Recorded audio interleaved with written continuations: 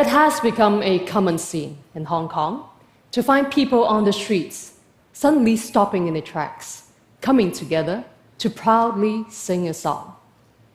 This song, Glory to Hong Kong, is also deemed as the Hong Kong anthem, has made its appearance in the most unconventional ways.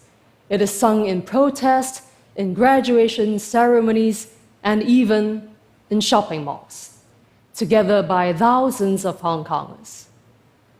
Written and released anonymously, this very song embeds the spirit of our 2019 Hong Kong movement. Spontaneous, creative, translating passion into quick action.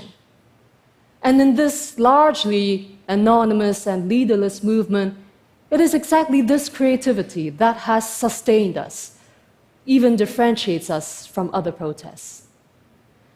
And as someone working in the creative fields, I have been amazed by the way that we have renewed this embrace of the music and the arts. Whereas 5 years ago, during the pro-democracy umbrella movement, art was labeled as useless. This time round, we have seemingly found a new understanding of the role of the imagination. Through our own mistakes, we have come to this realization. The soft power of creativity is essential in this very difficult fight against authoritarian regimes. As a singer-songwriter from Hong Kong, I have since 2014 chosen to stand with my fellow Hong Kongers in our fight for democracy.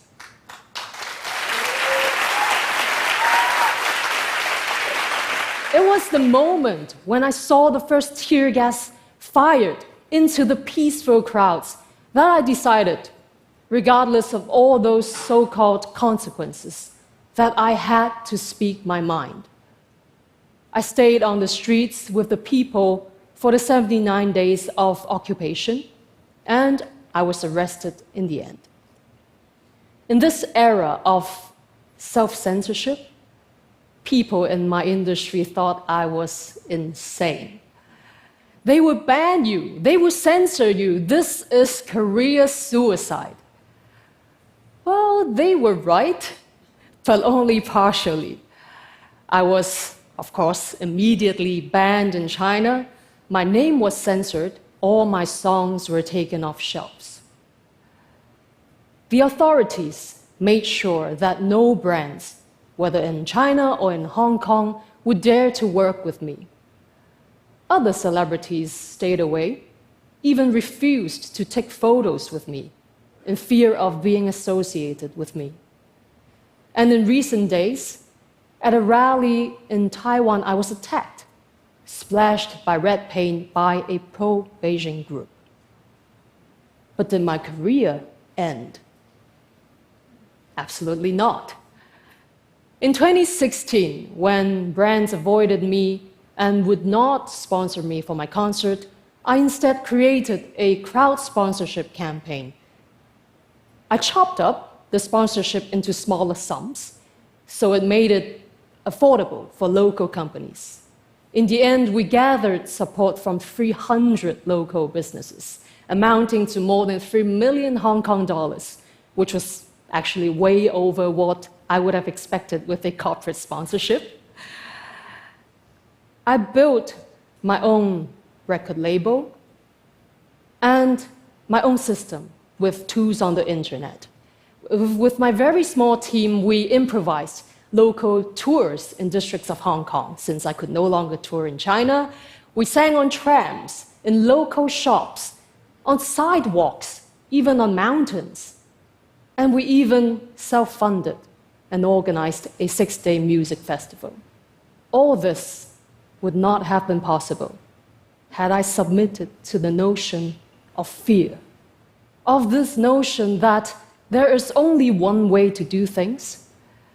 All this would not have been possible had I not believed in the power of creativity.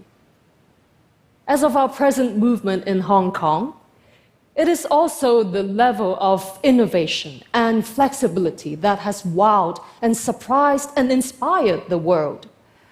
What started out as a million people protest morphed into something that no one, not even ourselves, thought was possible. By rethinking the tools that they already had on hand, the youngsters fully utilized phone apps, online forums, and even airdrop to consolidate and gather people. They improvised new ways to counter the excessive amount of tear gassing by using traffic cones, steamed fish dishes, thermos, leaf blowers, and even tennis rackets. They built the most impressive and artistic of roadblocks and organized lunch protests in the financial districts of Central.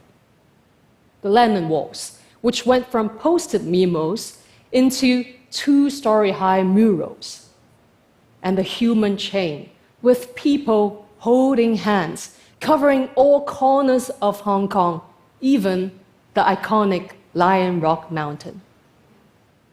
And let's not forget all these beautiful illustrations and designs made anonymously, which helped people express their thoughts in very critical moments.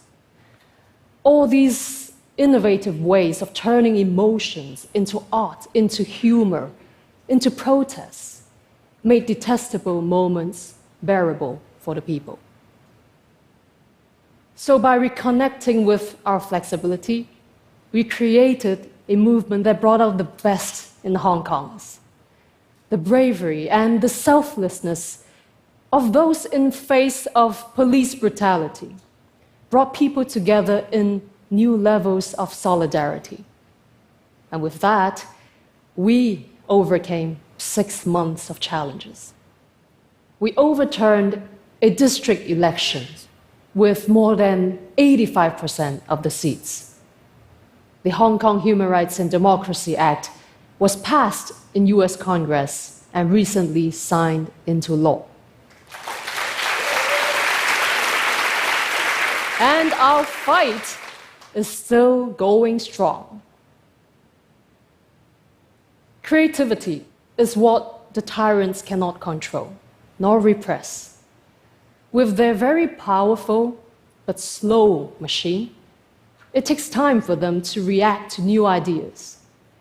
Whether it is the protest on the streets that is taking a new fluidity, or the way that people reinvent themselves, the system needs time to counter it and to find solutions. And well, when they do, we would have already moved on to the next idea. And let's face it, being in a fight against tyrants can be extremely draining.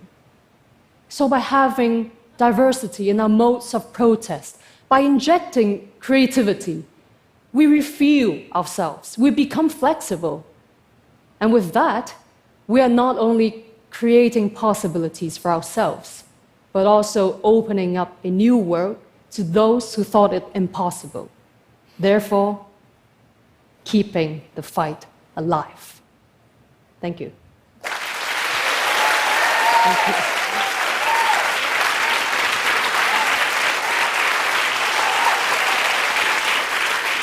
So, thank you. I would like to invite my very good brother, Harris, because we want to sing you a song in Cantonese. So,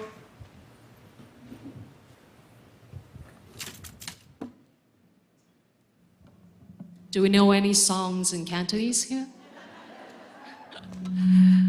This is a song that I wrote 2 years ago. It was something of an imaginary future. It is about people going onto a mountain, trying to find that very first glimpse of light in the very dark polar nights. And surprisingly, it has become a reality right now in Hong Kong. And so this is for the freedom fighters in Hong Kong and all around the world.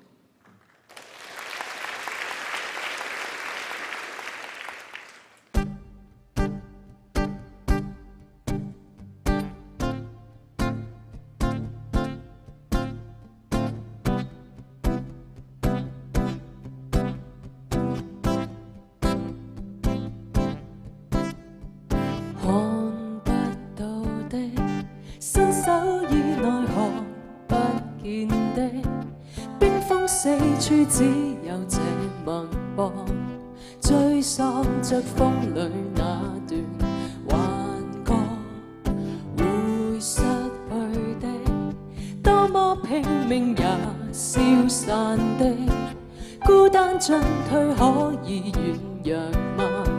黑晝內想有你回答，尋找過程。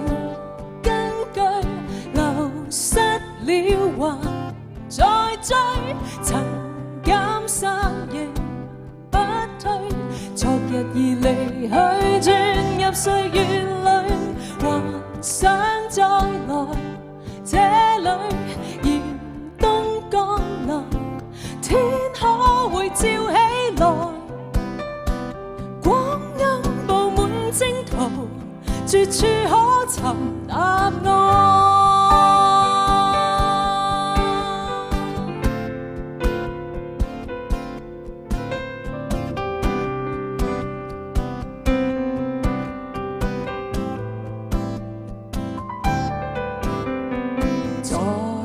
數天，風吹撲面，再等數天，漆黑之中找到了輪廓，失散後總會再遇上。那一線光，即將散落全土赤火，風中依稀聽到了報覺。這片地中再看到那豔陽高飛，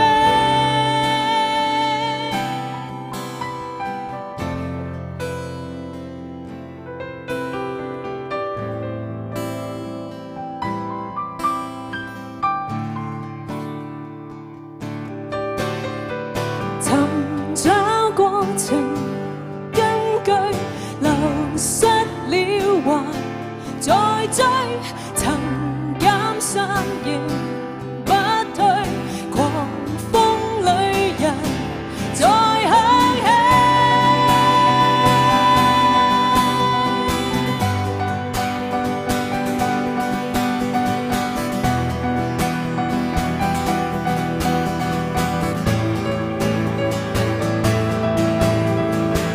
現在未來逆轉了，生在死了，循環野晝內，藏在字眼內，我們轉動中躍起，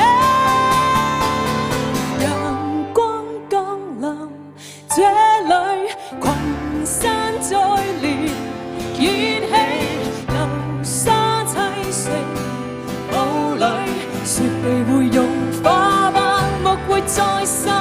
來跟我們出去，時光旅途，春秋四季幾何，總可以再起來，用這朝陽記載。